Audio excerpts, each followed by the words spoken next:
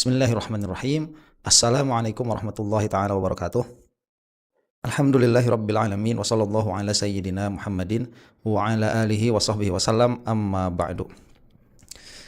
Banyak sekali faidah yang bisa kita dapatkan dari video Mbah Yai Miftahul Akhyar yang akan kita putar ini, yang mana sebagiannya itu sudah dibahas ya, mengenai keanehan orang yang melihat terangnya siang tetapi dia itu teriak-teriak bahwa sekarang itu malam hari. Buat orang-orang yang buta itu mungkin bisa katakanlah menolong ya. Menolong dalam pengertian bisa memberikan kepada mereka sangkaan begitu. Ya, yang mana hakikatnya mencelakakan. Tetapi bagi orang-orang yang bisa melihat itu akan terlihat amat sangat aneh. Dan ada satu kaidah penting yang sudah saya sebutkan kemarin. Ini disebutkan di dalam Ihya Ulumuddin, bahwa orang itu tatkala dia lebih dalam pengetahuan akhiratnya, maka dia akan lebih dangkal pengetahuan dunianya. Karena Imam Ghazali itu beliau mentamsil ya, mengira-ngirakan bahwa diri kita itu yang mana disebut kolbu nanti, yang mana apabila Imam Ghazali di dalam Ihya Ulumuddin menyebutkan kolbu, itu maksudnya adalah sesuatu yang kita sebut ruh itu, al-mudrik, kitanya itu sendiri. Jadi bukan kolbu sebagai jantung begitu ya, bukan, tapi diri kita al-mudrik, yang sadar, yang memiliki awareness, yang memiliki kesadaran, yang merasakan sakit, yang merasakan bahagia, yang merasakan pusing kalau ngaji mantik. Nah, itu al-qalbu. Al-qalbu itu sebagai tempatnya ilmu, dia diibaratkan seperti kolam ya. Kalau beliau itu mengibaratkannya dengan kata haud. Haud itu kolam besar ya, suka kita sebut danau. Itu kan kalau kita menggali tanah untuk dijadikan danau atau kolam, kita kan harus mengisi airnya itu. Nah, Imam Ghazali itu menyebutkan dua cara untuk mengisi airnya itu.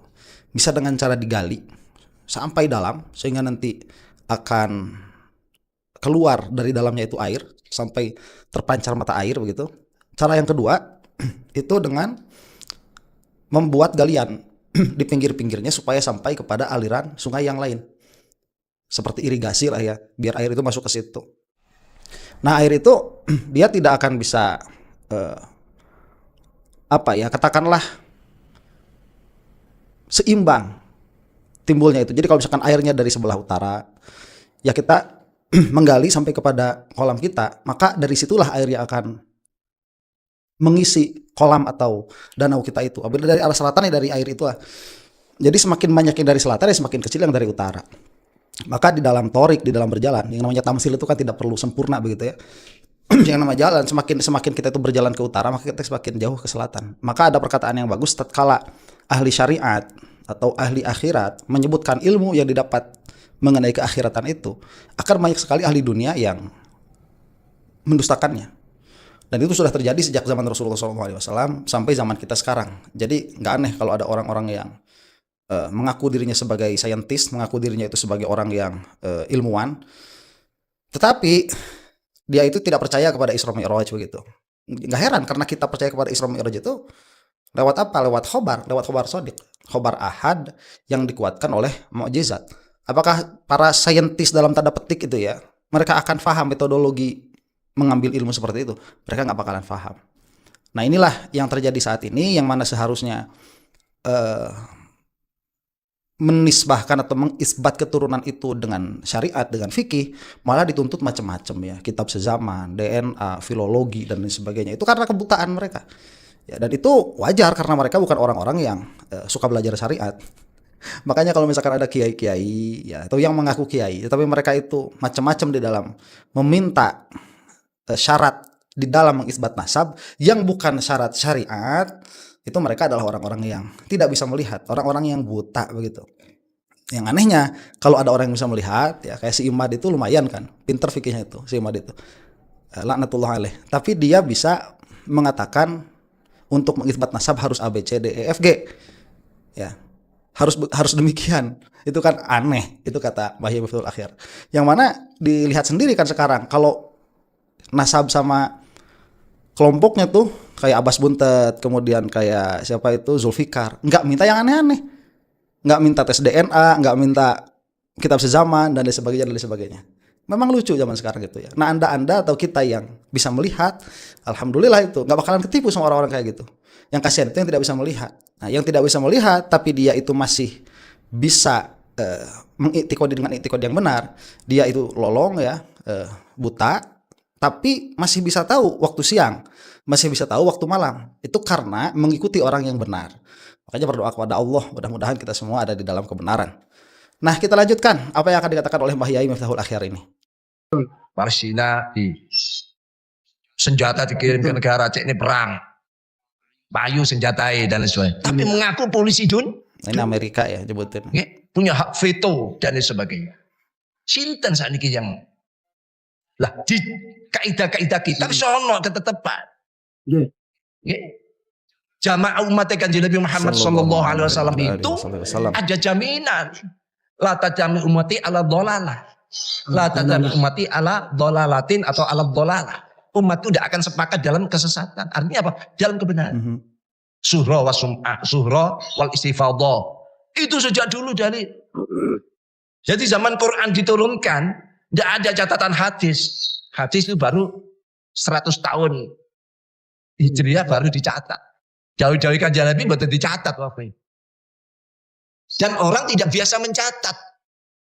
Cukup syuhra wal istifadhah itu tadi. Ini kisah ini diobrak-abrik. Lah kula mbet melayani ngomong-ngomong dia kena arek saniki yo di ngono-wali. Nah, oke. Itulah yang dimaksud dia. Bahwa syariat itu memiliki jalan sendiri, dia memiliki metodologi sendiri. Yang dan bahasa la tajtami ummati ala dhalalatin atau ala dhalalah itu pada macam dari dhalalah. Apapun itu macamnya sebetulnya. Kalau umatnya Nabi Muhammad SAW itu sudah sepakat dalam kata lain ulamanya, bukan awamnya begitu ya. Karena ummati di sini yang dimaksud adalah ulamanya. Jadi ulamanya umatnya Rasulullah SAW, apabila mereka telah sepakat pada sesuatu, yang mana sesuatu itu bukan makul, bukan hasil berpikir ya, tetapi hasil bersaksi, hasil menyaksi dengan mata, hasil mendengar dengan telinga, begitu. Jadi perkara yang yang katakanlah dia itu mahsusat, dan mahsusat ini dalam pengertian bisa di idrok, apa ya bahasanya, bisa persepsi dengan panca indera. Nah, apabila sesuatu yang bisa dipersepsi dengan panca indera itu kemudian dikabarkan oleh banyak sekali orang, ijma itu karena disebutnya sampai haddul mutawatir, sampai ada pada jumlah yang mana kelompok ini tidak mungkin berbohong, maka itu disebut khobar mutawatir yang mana mustahil di dalamnya ada kebohongan.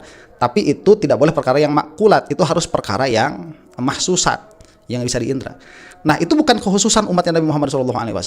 Salah saya tadi ya, itu bukan kekhususan Nabi Muhammad SAW, bukan kekhususan umatnya Nabi Muhammad SAW. Tapi itu sudah metodologi yang bisa diambil oleh semua orang dari umat sebelum Nabi Muhammad SAW. Tetapi kekhususan umatnya Nabi Muhammad SAW itu di dalam perkara makulat pun tidak akan salah. Di dalam perkara yang hasil difikirkan pun, asal perkara itu adalah sesuatu yang disepakati oleh seluruh ulamanya umat Nabi Muhammad SAW, maka itu tidak akan salah. Misalkan di dalam hukum berzina, misalkan ya, dalam hukum berzina itu kan kalau misalkan kita lihat di dalam Al-Quran itu wala taqrabuz zina, yang dilarangnya itu kan mendekatinya. Tetapi tidak ada orang yang cukup bego begitu ya untuk mengatakan melakukannya nggak apa-apa, nggak ada. Atau menyakiti orang tua misalkan, memukul orang tua, itu semua sepakat, itu kan hasil berpikir tuh. Karena ayatnya itu wala taqul lahuma uffin, jangan berkata jadi tidak ada orang yang setekstual apapun mengatakan yang nggak boleh itu bilang kalau mukul nggak apa-apa, nggak ada terus orang sebego itu ya. Sehingga terjadilah ijma bahwa itu adalah menyakiti orang tua. Jadi menyakiti dengan kadar apapun itu tidak boleh. Terjadi ijma, maka itu tidak akan dolal. Dia tidak akan sesat begitu. Apalagi dalam perkara-perkara mahsusat. Apalagi dalam perkara nasab ini. Itu tidak akan sesat, pasti benar dalam kata lain seperti itu. Karena itu nau'un minad dolalah itu.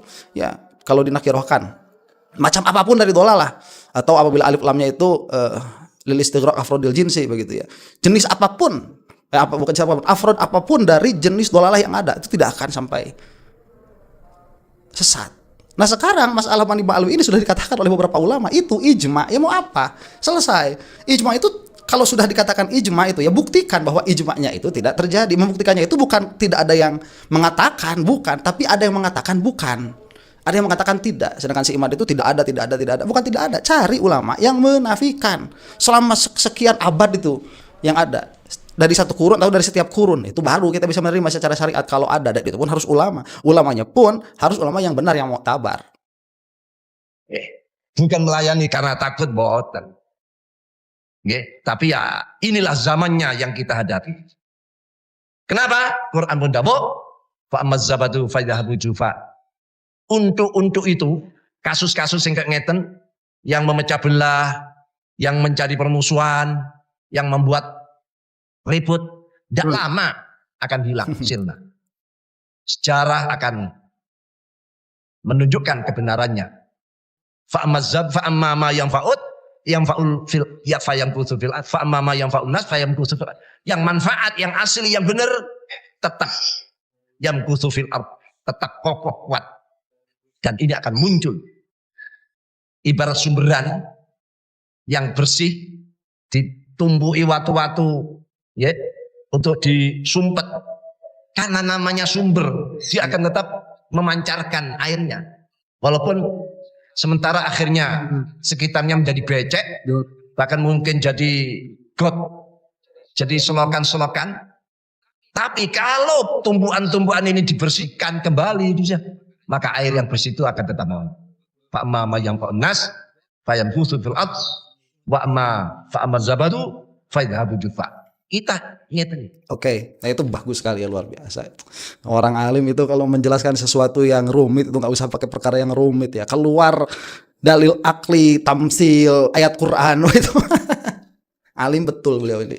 Orang yang suka baca kitab ini mendapatkan faedah banyak sekali dari apa yang dikatakan oleh beliau itu. Jadi beliau mengatakan ya, makanya kisruh-kisruh nasab ini saya tidak mau melayani bukan karena takut dan lain sebagainya. Betul itu sebetulnya ya. Adamul jawab, tidak adanya jawaban bagi orang yang bodoh itu adalah jawaban sebetulnya. Ya, ada orang-orang seperti si Imad itu seharusnya tidak usah dijawab. Iya, dan saya pun telah banyak sekali katakanlah, saya tidak mau membuang mengatakannya itu ya. Menghabiskan waktu untuk mengatakan hal seperti ini dan tidak tahu juga berapa mukimat yang mau dengerin saya, berapa mukimat yang mau tobat dengan pendengaran saya pun nggak tahu begitu. Tapi ya sekali lagi itu adalah pilihan yang sudah saya ambil. Jadi emang seharusnya tidak usah dijawab, ya seharusnya tidak usah dijawab, biarin aja. Tapi kan sekali lagi ya itu daya rusaknya besar secara adat. Karena kenapa? Karena tadi yang benar itu dia tidak akan sampai berhenti, dia akan begitu adanya. Ya sesuatu yang sudah terjadi berarti sudah begitu. Ya Bani Ba'alwi ini sudah dzurriyyahnya Rasulullah Shallallahu Alaihi Wasallam. Ya sudah demikian. Kalau iya ya sudah iya, kalau bukan ya sudah bukan. Iktiqadmu tidak akan merubah kenyataannya sama sekali begitu. Itu sudah berlalu. Kalau misalkan dalam suatu kenyataan begitu ya, pernah ada onta ngelewat di kamar ini, kalau pernah ya sudah itu sudah terjadi dan itu adalah kenyataannya. Baik orang mengatakan oh dusta, tidak masa ada unta lewat kamar dan lain sebagainya. Kalau memang itu pernah terjadi ya mau apa? Selesai begitu. Nah makanya keadaan Bani Ba'alwi sebagai dzurriyyah Rasulullah Shallallahu Alaihi Wasallam ya itu kita mengetahuinya dari mana? Tadi dari syariat, dari metodologi berpikir syariat, ada syuhra wal istifadhah sampai derajat ijma'. Itu sudah selesai. Malah ulama yang menetapkannya itu, yang mengatakan iya, itu bukan hanya ilmu yang bersumber dari akli dalam pengertian dari metodologi secara formal, tetapi mereka juga para ulama kasyaf dalam pengertian mereka itu mankus ya, di dalam kolbunya itu, bukan kolbu ini, di dalam dirinya mereka itu bisa mengakses ilmu langsung ke lauh mahfuz meskipun mereka itu tidak sadar bahwa mereka bisa mengaksesnya. Karena para wali itu, kalau para nabi sadar, kalau para wali nggak sadar. Makanya agak susah kan membedakan wali sama wali-walian itu. Kalau untuk orang yang awam itu, yang ini wali, yang ini wali-walian, susah. Agak susah karena yang wali betul itu dia harus bersih, harus suci dari semua syahwat dunyawiyah supaya dirinya itu bersih seperti kaca. Yang mana apabila bersih seperti kaca, dia sudah tidak memerlukan berpikir, dia tinggal memantulkan dirinya ke lauh mahfuz. Itu kata Imam Ghazali ya. Dan kata Imam Ghazali, orang seperti itu amat sangat susah sekali, hampir tidak bisa didapatkan saking susahnya.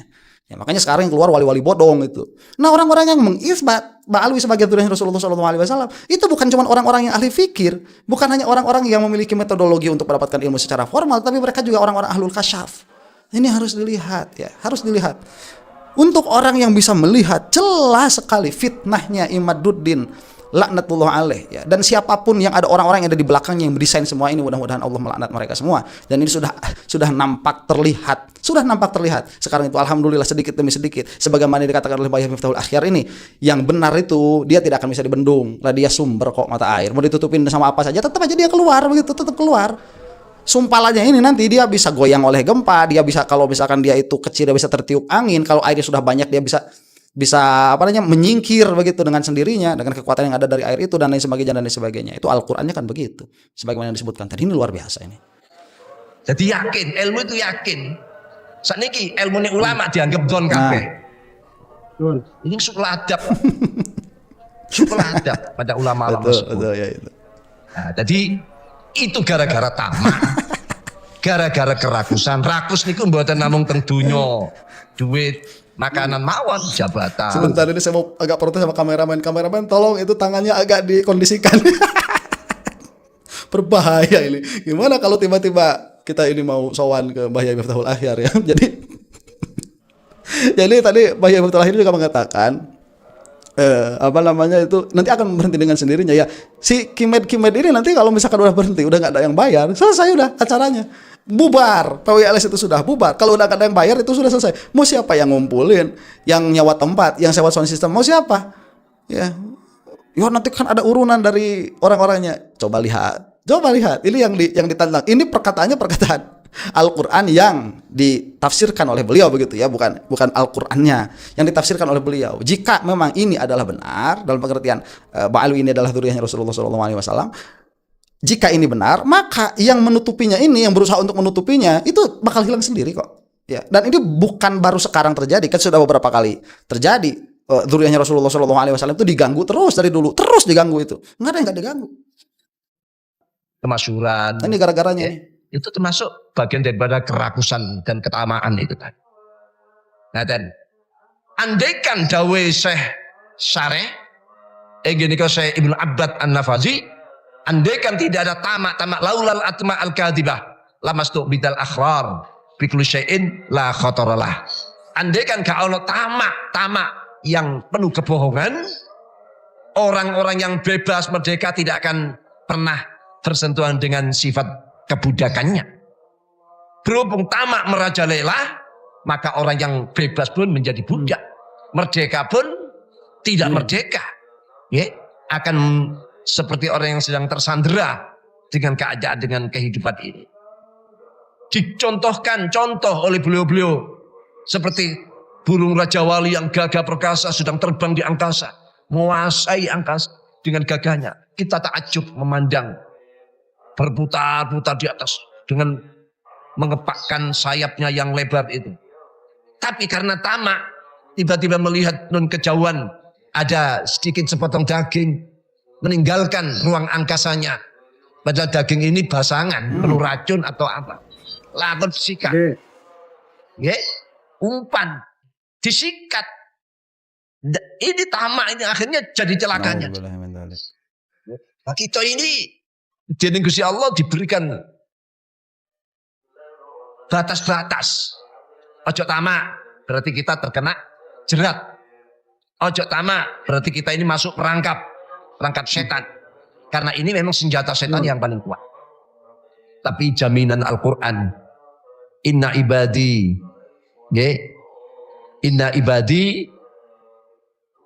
la sultana alaihim. Inna ibadi la sultana alaihim. Jadi setan itu pun diberi kemampuan oleh Allah dengan segala seluruh atribut-atributnya, dengan seluruh pendukung-pendukungnya, jaringan-jaringannya untuk menguasai Bani Adam ini. Sebentar ya, itu pukulan keras sekali gitu ya. Pukulan keras sekali buat orang-orang yang memang mau mendengarkan. Jangan tamak ya. Terutama ini untuk thalibul ilmi ya. Untuk thalibul ilmi jangan tamak. Tatkala sudah diberi ilmu oleh Allah Subhanahu wa taala, sudah diberi Al-Qur'an oleh Allah Subhanahu wa taala, jangan sampai menginginkan sesuatu yang lain. Tidak semua orang diberikan ilmu itu, enggak semua orang. Tidak semua orang diberikan ilmu. Ilmu itu amat sangat mahal sekali.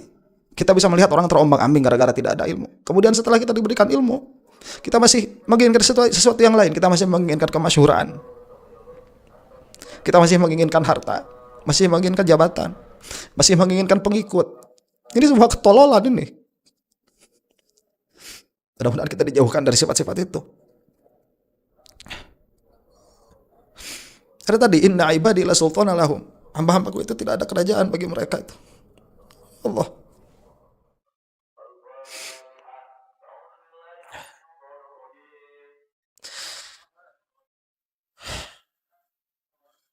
Jangan tamak kepada siapapun ini, terkhusus juga kepada saya begitu ya. Jangan tamak, jangan sampai tamak. Kalau sudah dikasih sesuatu yang mulia oleh Allah Subhanahu Wa Taala itu jangan menginginkan sesuatu yang lain, karena itu bisa mencelakakan. Dan bahaya Miftahul Akhir di sini menyebutkan tadi syaitan itu demikian ya, secara adat saya katakan ini, tidak secara hakikat. Diberi kekuatan oleh Allah Subhanahu Wa Taala untuk menguasai Bani Adam. Itu adatan ya, belajar ilmu tauhid supaya tidak salah memahami perkataan-perkataan seperti ini.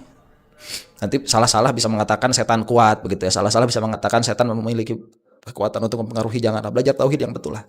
Ya, supaya kita tidak salah mengartikan perkataan-perkataan yang membutuhkan tauhid seperti ini. Jadi perkataan Bahya Miftahul Akhir ini tidak salah. Kita yang belum belajar itu yang biasanya salah untuk memahami. Dalam pengertian yang tadi itu ya, setan itu tidak memiliki kekuatan. La haula wala quwata illa billah. Hanya Allah yang ada kekuatannya itu. Cuma secara adat ya demikian adanya. Kita berlindung kepada Allah Subhanahu Wa Taala. Mudah-mudahan dihindarkan dari orang-orang yang memiliki sifat tamak itu. Menguasai Bani Adam. Jadi surat Isra ayat 71 ini kan pun diterangkan betapa luasnya Allah memberikan kewenangan, kemampuan iblis dan konco-konconya untuk menguasai Bani Adam. Ya. Tapi Gusti Allah jawab, inna ibadi laisa laka alim sultan wa kafa bi rabbika wakila. Hamba-hambaku sing betul-betul hamba-hambaku, sing ngaji kecerdasan ruhani, kecerdasan spiritual. Laisa laka alim sultan. Hei iblis yang semua jaring-jaring, laisa laka alim sultan. Kalian tidak akan mampu menguasai mereka. Muga-muga panjenengan ingkang termasuk inna ibadi. Yang dimaksud, amin. Yang setan, iblis dan sebagainya tidak akan mampu menguasai. Amin. Didono sifat tamak, sifat rakus dan sebagainya. Terus pokoknya harap nang Gusti Allah. Amin. Itu harapan-harapan apa yang kita harapkan di dalam terutama ngaji. Jadi contohnya sama anak arek cilik loro, siji nggawa roti kosongan, siji nggawa roti ana iwake. Sing kosongan ya pingin jenenge lare. Tapi dikai janji gelem aku ngekei nek awakmu dadi asuku. Mbon nek taleni digeret-geret. Nggih jonggong barang, bu. Jenenge arek cilik. Nauzubillahi min dzalik. Nah itulah ya ada orang-orang yang oleh Allah Subhanahu Wa Taala diberikan ismah ya, diberikan penjagaan. Minal ismah apapun bentuknya itu tidak akan bisa dikuasai oleh syaitan. Itu di dalam Al-Qur'an demikian ya. Manusia itu dia tidak akan memiliki apapun.